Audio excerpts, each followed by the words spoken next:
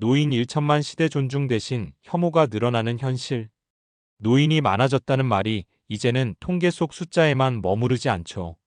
어디를 가도 쉽게 느낄 수 있습니다. 버스나 지하철, 병원 대기실, 동네 공원에 이르기까지 예전보다 훨씬 많은 어르신들을 만납니다. 그도 그럴 게 우리나라 65세 이상 인구가 이미 1천만 명을 넘어섰고 앞으로는 5명 중 1명이 노인인 시대가 옵니다. 그런데 문제는 단순히 숫자가 아니라 사회 분위기예요. 예전엔 노인은 공경해야 한다는 말이 자연스러웠는데 요즘은 노인 혐오라는 단어가 더 자주 들립니다. 지하철 자리 문제로 다투는 영상, 병원 진료 앞에서 티격태격하는 소식, 온라인에서 퍼지는 틀딱 같은 비하 표현들. 어쩌다 이렇게까지 되었을까요? 저는 이 현상이 결국 은퇴 준비와 은퇴 이후의 삶을 어떻게 살아가느냐에 달려 있다고 생각합니다. 단순히 나이 많아졌다고 존중이 저절로 따라오는 시대가 아니에요.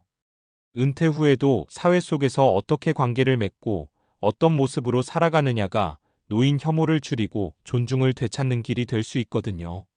그래서 오늘은 은퇴와 노후 삶을 바라보는 현실적인 이야기, 그리고 공감할 만한 사례들을 나눠보려고 합니다. 1. 은퇴는 끝이 아니라 새로운 사회적 역할의 시작. 우리나라 직장인 평균 은퇴 나이는 50대 후반에서 60대 초반입니다. 하지만 기대 수명은 83세를 넘었어요. 단순 계산만 해도 은퇴 후 2030년은 더 살아야 합니다. 문제는 이 시간을 어떻게 보낼 것이냐예요.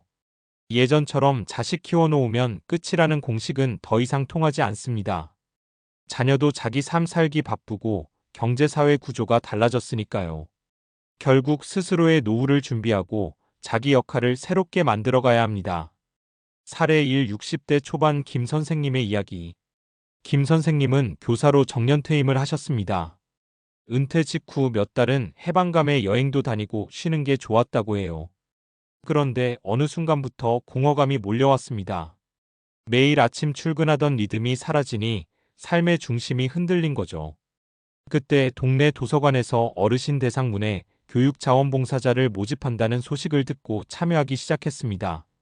내가 학생 가르칠 땐 직업이었는데 이제는 순수하게 누군가의 배움에 도움을 주는 게 참 행복해요. 김 선생님은 지금 2번째 교단에서 하루하루를 보람 있게 살고 있습니다. 은퇴는 끝이 아니라 새로운 역할의 시작이라는 걸 보여주는 사례죠. 2. 경제적 준비는 필수하지만 돈만으로는 부족하다. 많은 사람들이 노후 준비라고 하면 가장 먼저 돈을 떠올립니다. 물론 중요합니다. 국민연금, 퇴직연금, 개인연금, 그리고 저축까지 최소한의 생활을 유지할 자금이 없으면 노후는 불안하기 마련이니까요. 하지만 여기서 자주 놓치는 게 있습니다. 돈이 있다고 해서 외로움이나 사회적 단절이 해결되는 건 아니라는 점이에요. 실제로 통계청 자료를 보면 고령층의 가장 큰 어려움은 경제적 문제 못지않게 관계 단절과 건강 문제입니다. 사례 2. 퇴직 후 10억을 가진 박 씨의 이야기. 박 씨는 대기업 임원으로 은퇴했고 퇴직금과 모아둔 자산이 10억 원이 넘었습니다. 경제적으로는 부족할 게 없었죠. 그런데 막상 은퇴 후 몇 년이 지나니 사람 만날 일이 줄고 술자리 말고는 취미가 없다 보니 생활이 삭막해졌습니다. 결국 우울증 진단까지 받았습니다. 돈은 있는데 웃을 일이 없더라고요. 가족도 각자 바쁘고 하루 종일 TV만 보다가 밤이 되면 더 외로워요. 지금은 지역 시니어 창업 지원센터에서 소규모 카페를 운영하며 다시 활력을 되찾았습니다. 돈도 필요하지만 무엇보다 사회적 연결망과 의미 있는 활동이 중요하다는 걸 보여주는 사례입니다. 3. 존중은 존재감 있는 노인에게 따라온다. 지금 젊은 세대가 노인을 향해 불만을 가지는 이유 중 하나는 단순히 나이가 많다는 이유로 존중받기를 원한다는 태도 때문입니다. 세상은 이미 달라졌고 존중은 기여와 관계 속 존재감에서 나온다고 생각하는 젊은 세대가 많습니다. 즉, 은퇴 후에도 나는 아직 누군가에게 도움이 되는 사람이다라는 자기 존재감을 보여주는 게 중요해요. 존중은 요구한다고 생기지 않고 스스로 쌓아가는 거니까요. 사례 3. 70대 요리 유튜버 할머니의 이야기. 70대 할머니 한 분이 손맛을 살려서 유튜브 채널을 열었습니다. 손주가 스마트폰 사용을 도와주면서 시작했는데 집밥 요리 영상이 입소문 나서 구독자가 수십만 명까지 늘었어요. 할머니 요리 보면서 엄마 생각나요? 따뜻한 마음이 전해집니다. 라는 댓글이 달리면서 할머니는 오히려 젊은 세대에게 존중과 사랑을 받고 있습니다.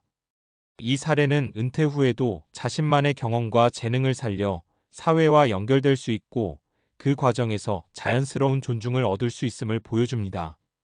4. 은퇴 후 3. 우리가 준비해야 할 것들. 이제 정리해보면 은퇴 후의 삶에서 중요한 건 세 가지입니다. 새로운 사회적 역할 찾기. 직장인, 부모의 역할이 끝난 뒤에도 자기만의 무대가 필요합니다. 봉사, 취미, 창업 등 어떤 형태든 다시 연결될 길을 열어둬야 합니다. 경제적 기반 관계 자산 함께 준비하기. 돈은 기본 장치일 뿐 그것만으로는 행복이 보장되지 않습니다. 친구, 동호회, 지역 커뮤니티 등 관계 자산을 같이 쌓아두는 게 필요합니다. 존재감을 이어갈 방법 만들기. 젊은 세대에게 존중받고 싶다면 나이 때문이 아니라 지금도 사회에 기여하는 모습을 보여주는 게 중요합니다. 작은 경험도 가치가 되며 디지털 시대엔 그걸 표현할 수 있는 통로가 많습니다. 마무리하며 노인 1천만 시대, 존중 대신 혐오가 늘어난 현실이라는 제목은 씁쓸합니다. 하지만 저는 이 현실이 꼭 비극만은 아니라고 생각합니다. 오히려 우리 모두에게 주어진 미래의 과제를 보여주는 거죠.